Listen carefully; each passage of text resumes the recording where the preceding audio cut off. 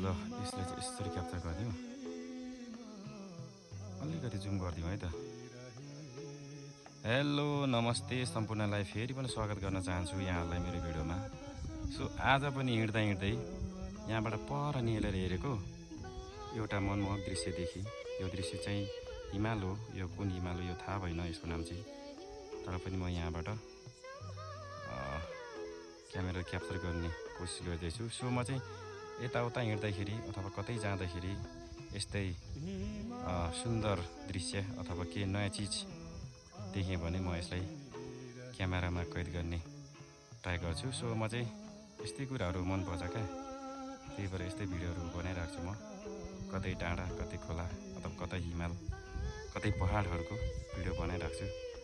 so आज पनि यो भिडियो तपाईँहरू समक्ष देखाउने कोसिस गर्दैछु